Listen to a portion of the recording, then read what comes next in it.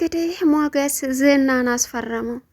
ዝና እውነት ፈረመለት ወይስ ደግሞ አልፈረመለትም የሚለውን አብረን የምናየው ይሆናል።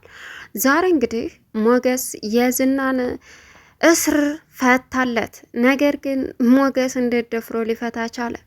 እናም ዝናም አሁን ከተፈታ በኋላ ያንን ወረቀት የፈረመ መስሎ ሞገስን ዘርሮ ከዛ ቤት መውጣት ነበር አላማው። እና ሞገስ ደግሞ በቀላሉ ተሸወደ። ሞገስ ዝናን ሲፈታው ዝና ምን አደረገ? ወረቀቱን አንጣ ብሎ ተቀበለው።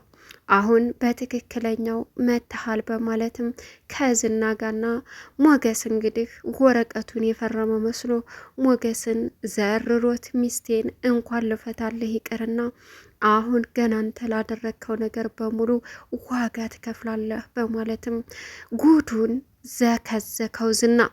ሰላም ውድና የተከበራችሁ የዙዙነት ሚዲያ ቤተሰቦች እንዴት ናችሁ? ልይ ሰላማችሁ ይብዛልኝ። ለዚህ ቻናል አዲስ የሆናችሁ ሰብስክራይብ እያደረጋችሁ ቪዲዮውን እስከ መጨረሻው ተከታተሉ።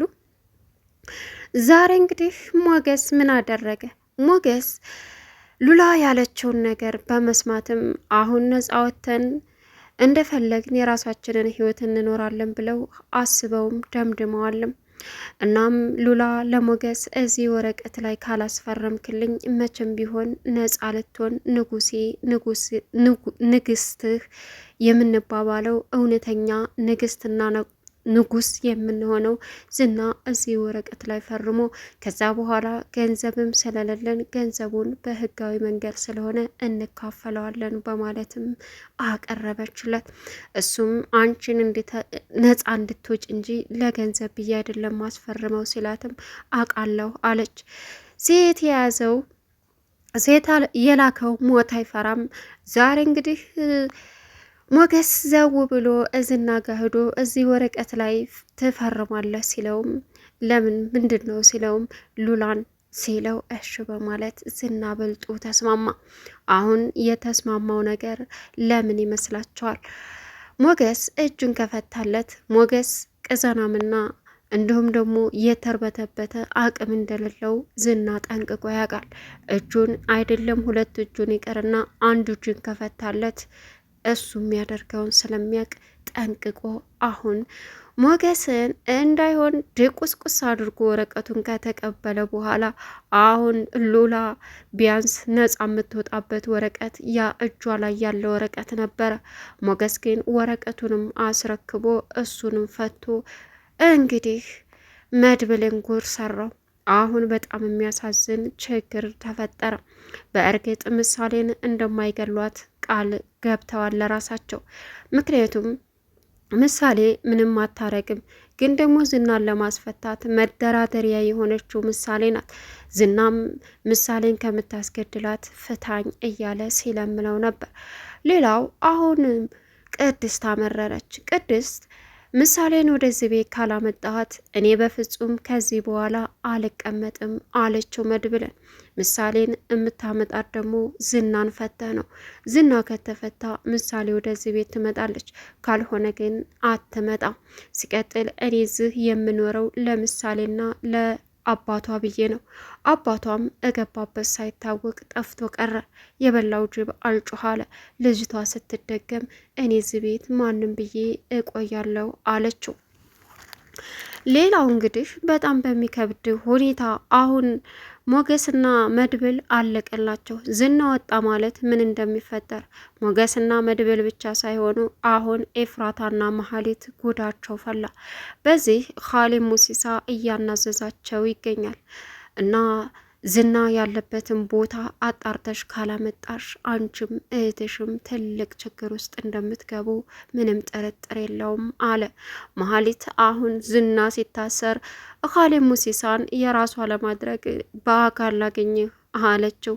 እኔ ምን አረግልሻለሁ? ከኔ ጋር ስልክ ማውራት ራሱ ላንቺ ደንቁርና ነው። እናም ስለዚህ አርፈሽ ዳታ ደግሞ አትዝጊ ብዬሽ ነበር። ዳታ ስዘጊ ይሄ ንቄት ነው ማለት ነው በማለትም አንሸረደዳ።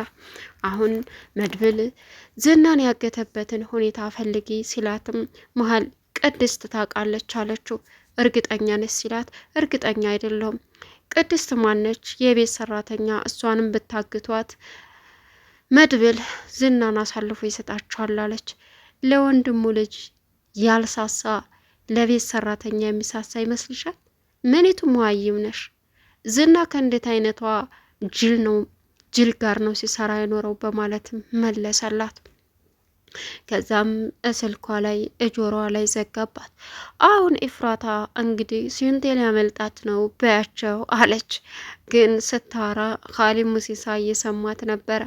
ምሳሌ በእርግጥ እሷ ጋር ጠባቂው በጣም ጥሩና የሚንከባከብ ሰው ነው።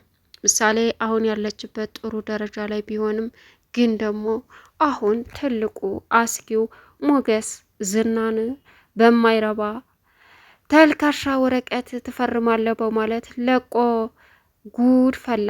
ጉድማ መጣ። አሁን ዝና የመጨረሻ ትልቅ ክፋት ውሳኔ ወስኗል። እንደዛ እንዳሰቃዩት ሁሉንም አሰቃይቶ ጭርስ ማድረግ ይፈልጋል። ግን መግደል ሳይሆን በህይወታቸው ሞገስም መድብልም ሉላም እንዳሉ የመድብል ዙሪያ ያሉ ሰዎች ዋጋ እንደሚከፍሉ አስቀድሞ ተናግሮ ነበር። አሁን ኢፍራታም አለቀላቸው ሁሉም። ካሊብ ሙሲሳ ዝናን እያፈላለገ እያለ ዝና እንግዲህ ከሞጊ እጅ አምልጦ እንዳይሆን አፈር ዱቄት አድርጎ ሞገስን እሱ ወረቀቱንም ይዞ ላጣለ። አሁን ሉላ የምትገኝበት ወይም ደግሞ ሩቅ አይደለም። የኒካ ሚስቴን ወይም ደግሞ የ80 ሚስቴን ህጋዊ ሚስቴን እፈታላለሁ ምንም ችግር የለም ሲለው ሞገስ አታቀልድ እባክህ አለ። እያቀለድኩ አይደለም ሞገስ፣ በቃ ፍታኝና እናንተ ነጻ እንድትኖሩ ነው የምፈልገው። አለቀ። እፈርምልሃለሁ። መቼም በጥርሴ አልፈርምልህ። ስለዚህ ቢያንስ የምፈርምበትን አንዱን እጄን እንኳ ፍታኝ አለ። ይህ ሁሉ ክፍተት አጋጣሚም ተጠቀመው ማለት ነው። አሁን መድብል አንደኛ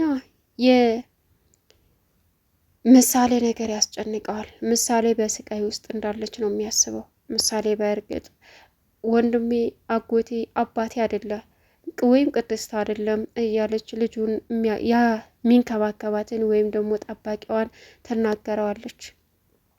አንቺ ቅመም ልጅ ነሽ፣ ደስ የምትይ ጣፋጭ ልጅ ነሽ ይላታል። ግን ለመድብል የሚደርሰው ምሳሌን እንደሚገሏትና እንደሚያሰቃያት ነው። መድብል አሁን ዝናን ብሞትም አልለቀውም። ምክንያቱም ብለቅም አንደኛ ኤፍራታም ትገደላለች። በዛ ላይ ደግሞ ሲቀጥል ምሳሌን አይለቋትም። ምሳሌን ይዘው መደራደሪያ ነው የሚያደርጉን። ስለዚህ ወንድሜንም አላገኘው ምሳሌንም አላገኘው። እናም ምሳሌን ምንም አያደርጓትም። እባክህን ሞገስ አንተም እንደዚያ አትበል አለው። ሞገስ ነገሩን ሁላ አበለሻሸው። ማይሆን የወረቀት ፊርማ ትፈርማለህ በማለት እዛ ድረስ ሄዶ፣ በእርግጥ ሞገስ አሁን ላይ ጀግና አጫውቶታል። ሉላ ምን ልታረግ ነው ስትለውም መሽናውን ነው የምቆርጥለት አልፈርምም ካለ ሲላት፣ ምን በስማም ይህ እኮ ኃጢአት ነው። በዛ ላይ ደግሞ ፈጣሪም ይጠይቀሃል፣ በህግም ያስጠይቀሃል። እንደዚህ አይደረግም። ሲወጣም ደግሞ ይጨርሰናል አለችው። አታስቢ፣ ግን ደግሞ አንቺ የምትቀየሚብኝን አንቺ የሚያስከፋሽን ስራ እንደማልሰራ ታውቂያለሽ። አልሰራም አላት። ሞገስም ያንን ወረቀት ሴት የላከው ሞት አይፈራም ይዞ እንግዲህ በርቀት ሲያዩ የሚፈራውን ዝና ፊት ቀረበ። እሱም ሲጠይቀው ተስማምተው ለመፍታት ደስተኛ መስሎ ቀረበው። እጁን እንድፈታለትም ጠየቀው።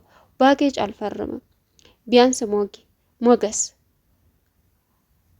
አንድ እጅን ፍታኝ በማለትም አሳሳተው። ሞገስም እየተወላከፈ ፈራ ተባ እያለ ወደ እሱ ቀረበ። አትፍራ፣ ፍታኝ፣ ምንም የሚፈጠር ነገር የለም። እናንተ ነጻ እንድትኖሩ ነው የምፈልገው፣ እባክህ ፍታኝ በማለትም እንዲፈታ አደረገ። ቢፈታውም ትልቁን ችግር ሞገስ ተከናነበ። አሳዛኝ ነው። መድብል አሁን ይህን ሁሉ ጉብዳ ሲሰማ የመጨረሻ በሞገስ ተናደደ። ሞገስን ቢደፋው ደስተኛ ነበር። ለዚህ ሁሉ የጋረድከኝ አንተ ብቻ ነው ሞገስ፣ ትልቅ ስህተት ነው የሰራው። ቢያንስ እኔም መምከር ነበረብህ። ምክንያቱም ሽጉጥ ደቅኜ በአንድ እጁ እየፈረመ በአንድ እጁ ይዘን በማጣበቂያ ነበር የምናስፈርመው። አንተ ትልቅ ስህተት ሰርተሃል። አሁን ልፋቴንም ህይወታችንንም ገደል ሰጥተዋል። እሺ በቃ ወንድሜን ከዚህ በኋላ አላገኝም እያለ እንግዲህ ዝና መበሳጨት ጀመረ። ቢበሳጭም ሞገስ መድብል በቃ ቢበሳጭም ምንም የሚያመጣው ነገር የለም። ኤፍራታ አሁን በጭንቀት ልትሞት ነው። እናም ደግሞ መሀሌት ሌላው አልበቃት ብሎ ቅድስትን በድጋሚ ማስያዝ ትፈልጋለች። ግን ኻሊብ ሙሲሳ አንቺ አስተሳሰብ ችግር አለብሽ። ለወንድሙ ልጅ ያራራ ለሷ ሊራራ ነው ለአንድ ተራ ሰራተኛ አለ። ምሳሌ ከተለቀቀች ገጠርም ቢሆን ቤተሰቦች ገዥ እሄዳለሁ አለች ቅድስት። በዚህን ጊዜ መድብል እነዚህ አረመኔ ገጠር ይቅርና የትም ሀገር ብትሄዱ አይፋቷቸውም።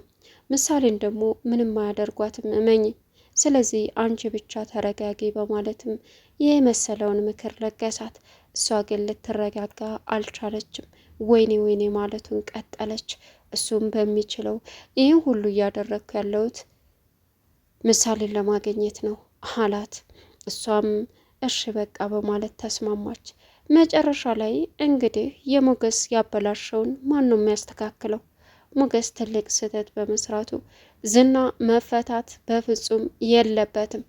እሱ ግን በመታለሉ በጣም ያን ሁሉ አቅም እየተደበደበ መድብል እንዳይሆን እያሰቃየ ያልተናገረውንና ያልፈረመውን አሁን ይፈርምልኛል ብሎ ፈቶ መልቀቁ እጅግ በጣም የሚያሳዝን ነገር ነው።